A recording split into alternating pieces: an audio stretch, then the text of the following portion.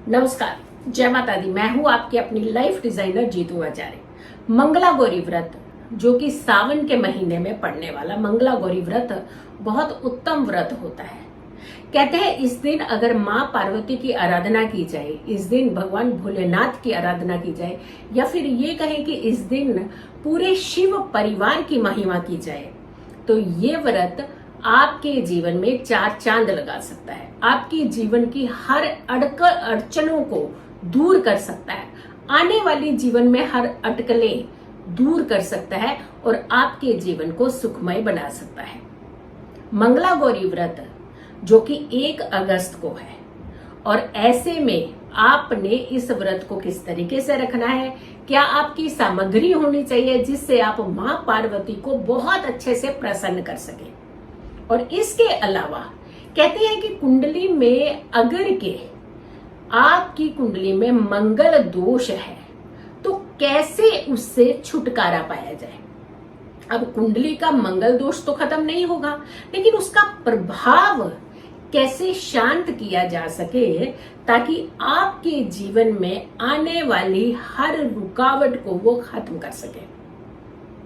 मांगलिक दोष, मंगल दोष अगर आपकी कुंडली में होता है तो कई तरह की अड़चने, अटकलें आपकी शादी विवाह में आती है। बच्चे योग्य होते हैं, पढ़े लिखे होते हैं, देखने में अच्छे होते हैं, खूबसूरत होते हैं, अच्छे संस्कारी भी होते हैं, लेकिन उसके बावजूद जब बात रिश्ते की आती है तो कहीं ना कहीं माता पिता को निराशा हाथ में लगती है, और जिसके चलते बच्चे अपनी उस मानसिक अवस्था में जूझते जूझते इरिटेशन अपने इर्द गिर्द पैदा कर लेते हैं। स्वाभाविक है, क्योंकि कहते हैं ना कि हर चीज वक्त पर ही अच्छी लगती है। अगर शादी की बात करें वो भी वक्त पर ही अच्छी लगती है। अगर बच्चे सेटल्ड नहीं हो पा रहे हैं, इनकम सोर्स नहीं कर पा रहे हैं, तो कहीं ना कहीं ये गिल्ट उन्हें परेशान तो करता ही है। तो मांगलिक दोष, मंगल दोष कैसे आपकी कुंडली में शांत हो, इनफैक्ट उसका प्रभाव आपकी जिंदगी में नेगेटिव ना हो, उसके लिए आप कुछ खास उपाय कर सकते हैं। इसके अलावा जो मन चाहा वर पाना चाहते हैं उनके लिए भी कुछ खास उपाय बताए जाएंगे, जिसे आपने मंगला गौरी व्रत पर जरूर करना है। अगर आप ये व्रत रखें तो बहुत ही उत्तम माना जाता है। अच्छे सुयोग्य वर की प्राप्ति के लिए भी ये व्रत रख सकते हैं, और सुहागिन महिलाएं तो इस व्रत को जरूर करती ही है। भगवान भोलेनाथ का आशीर्वाद पाने के लिए, भगवान भोलेनाथ को प्रसन्न करने के लिए इस व्रत को किया जाता है। इनफैक्ट अपने जीवन के हर कष्ट को दूर करने के लिए भी मंगला गौरी व्रत किया जाता है। अब 1 अगस्त को पड़ने वाला ये मंगला गौरी व्रत, और साथ के साथ ये इतना ज्यादा इंपॉर्टेंट व्रत क्यों है। ऐसे तो मंगला गौरी व्रत सावन के महीने में आ ही रही है, सारे व्रत आएंगे, और जितने सावन के सोमवार के व्रत होंगे उसके साथ मंगला गौरी व्रत होते हैं अगले दिन। लेकिन ये कुछ व्रत बहुत खास है मंगला गौरी व्रत, और ये व्रत इसीलिए खास है क्योंकि ये पुरुषोत्तम मास में पड़ रहे हैं, यानी अधिक मास में। ये मंगला गौरी व्रत जो है, ये जो कि 18 जुलाई से शुरू होकर के 16 अगस्त के बीच में मंगलवार वाले जो व्रत पड़ेंगे, ये बेहद चमत्कारी व्रत होंगे, क्योंकि ऐसे व्रत पुरुषोत्तम माह के ये जो व्रत होते हैं ये 3 साल के बाद पड़ेंगे, तो है ना इम्पोर्टेंट। वैसे तो आपको सावन के महीने में हर साल मिल जाएंगे मंगला गौरी व्रत, 4 व्रत तो मिनिमम मिलते ही मिलते हैं, कई बार 5 मंगलवार आ जाते हैं, लेकिन पुरुषोत्तम मास में पड़ने वाले मंगला गौरी जो व्रत है ये 3 साल बाद आपको मिलेंगे, और ये इस बार सावन में पुरुषोत्तम मास पड़ा है, तो ये योग तो लगभग 19 साल बाद मिला है। तो आपने इस योग को अपने हाथ से नहीं निकलने देना है। ये अद्भुत संयोग है जिसके चलते आप अपनी हर समस्या के समाधान निकाल सकते हैं। अच्छे वर की प्राप्ति, और जिनकी शादी बात पक्की हो जाती है लेकिन कोई ना कोई अड़चने उनके जीवन में आ जाती है जिसकी वजह से शादी हो नहीं पाती। तीसरा, पति पत्नी में किसी भी तरीके का वाद विवाद इस हद तक चल रहा हो कि वो वाद विवाद कोर्ट कचहरी तक पहुंच गए, यानी तलाक की नौबत तक पहुंच गया, तो उन लोगों को खास करके मंगला गौरी व्रत जरूर रखना चाहिए। कई बार सर्कमस्टांसेस ऐसे होते हैं कि दोनों अलग नहीं होना चाहते, बट कुछ हालात ऐसे होते हैं मजबूरी के चलते अलग होना पड़ता है उन्हें, लेकिन दिल के अंदर उनके एक चीज जरूर रहती है कि हम अलग नहीं होना चाहते। अगर ऐसा कोई भी कपल है जिनकी चाहे कितनी ही बड़ी मजबूरी क्यों ना हो रही, सर्कमस्टांसेस क्यों ना बन गए हो, ऐसे लोगों को दोनों को ये व्रत जरूर रखना चाहिए। अगर मेरी ये वीडियो आप दोनों के दोनों देख रहे हैं तो आप दोनों मंगला गौरी व्रत जरूर रखिएगा। अब क्या चीजें करनी चाहिए, क्या चीजें आपके पास होनी चाहिए, सामग्री खाते कहते हैं कि अगर किसी के दिल तक पहुंचना है तो पेट से रास्ता जाता है, ये कहा जाता है।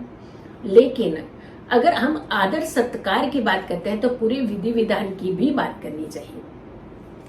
क्या चीजें आपके पास जरूर होनी चाहिए जब आप माँ पार्वती का पूजा करेंगे, आराधना करेंगे, जब उनका व्रत का पूर्ण यानी पूजा के साथ उस व्रत को एक तरह से पूर्ण माना जाता है, लेकिन पारण के साथ उसको संपूर्ण माना जाता है। तो जब तक माँ पार्वती की पूजा नहीं होती या फिर अगले सूर्य उदय तक जब पारण करते हैं तब उसे संपूर्ण व्रत कहा जाता है, लेकिन पूर्णता उसकी होती है जब आप पूजा विधि कर लेते हैं। धूप, नैवेद्य और साथ के साथ द्वीप, दीपक जरूर जलाना चाहिए और मिष्ठान जरूर रखना चाहिए। बेल पत्र जो कि माँ पार्वती को भी पसंद है, इसीलिए पसंद है कि भोलेनाथ को वो पत्र बहुत पसंद है। बेल पत्र जरूर रखने चाहिए उस पूजा में, फूल जरूर अर्पित करने चाहिए। इसके अलावा सच्चे भाव से, आदर सत्कार से भगवान की आराधना करनी चाहिए।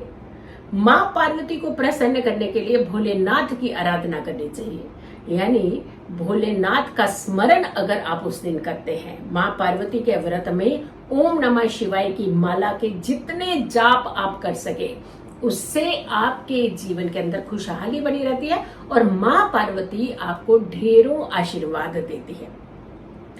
कुमकुम जरूर होना चाहिए, यानी सिंदूर जरूर होना चाहिए माँ पार्वती की आराधना में। 16 श्रृंगार में एक भी श्रृंगार सामग्री कम नहीं होनी चाहिए। इनफैक्ट बहुत ध्यान से एक एक करके आपने सारी चीजों को देखना है, कोई भी चीज खंडित नहीं होनी चाहिए।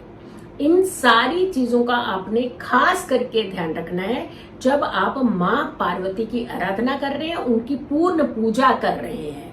ये ध्यान रखिएगा, एक भी चीज खंडित जो है वो माँ पार्वती को या किसी भी पूजा में नहीं चढ़ाई जाती है।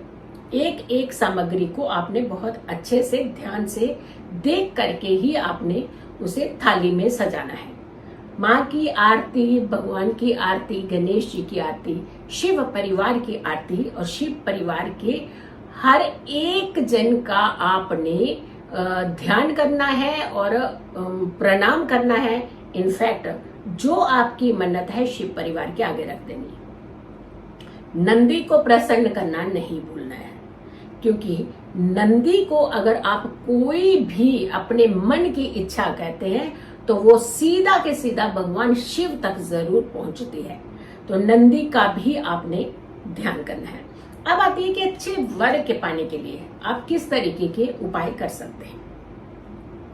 आपने शिव चालीसा मंगला गौरी व्रत के दिन शुरू करना है और शिव चालीसा आपने संकल्पित होकर के करना है, यानी 40 दिन लगातार आपने शिव चालीसा पढ़ना है। और साथ के साथ एक चीज का ध्यान रखिएगा, महिलाएं जब ये व्रत को कर रही हैं, कन्याएं ये व्रत को कर रही हैं, और कन्याओं के लिए क्योंकि अच्छा वर पाने के लिए बात कर रहे हैं, तो कन्याएं जब ये व्रत करें, ये ध्यान रखिएगा जब वो मासिक धर्म में हो, जब वो पीरियड्स में हो, तो उतने दिन तक आपने ये चालीसा नहीं पढ़ना है। उसके बाद इतने दिन के गैप के बाद आपने इस चालीसा को कंप्लीट करना है।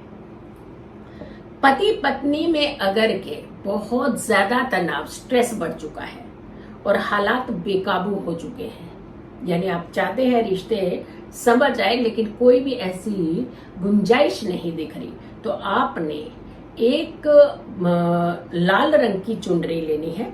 और ये ध्यान रखिएगा, चुनरी 2 मीटर से नीचे नहीं हो, 2 मीटर से ऊपर क्यों नहीं, जिसे हम 2.25 मीटर की चुनरी कहते हैं। लाल रंग का कपड़ा भी ले सकते हैं, लाल रंग की आप चुनरी भी ले सकते हैं। उसमें आपने 108 पत्ते बेल पत्र के, और उसकी आपने माला बना करके उसमें चुनरी में रखनी है, और 16 श्रृंगार की वस्तुएं इसमें रखनी है, और एक जटा वाला नारियल रखना है। इसकी पोटली बना करके ने आपने संध्या के समय मां पार्वती की झोली में रख देनी है, और ये कामना करनी है कि मेरे जीवन के अंदर जल्द से जल्द खुशहाली, और हमारा ये रिश्ता किसी भी तरीके का तनावग्रस्त जो हो चुका है वो जल्द से जल्द सुधरे। यकीन मानिए, बहुत जल्दी आपको इस समस्या का समाधान मिल जाएगा। कोई भी अगर आपकी मन की इच्छा है, मां पार्वती के समक्ष इस दिन रख दीजिए, और ओम नमः शिवाय बोलते हुए आप रखिए। मां पार्वती बहुत जल्दी आपकी वो इच्छा पूर्ण करेंगी। वीडियो को ज्यादा से ज्यादा लोगों तक जरूर पहुंचाइएगा। अगर आपने चैनल सब्सक्राइब नहीं किया तो जरूर कीजिए, वीडियो शेयर कीजिए, मेरी आने वाली हर वीडियो को जरूर देखिए। खुश रहे, स्वस्थ रहे, पॉजिटिव रहे। पॉजिटिव रहते हैं तो हर समस्या से हम दूर रहते हैं। जल्दी हाजिर होंगे एक अच्छी वीडियो के साथ। तब तक के लिए नमस्कार, जय माता दी।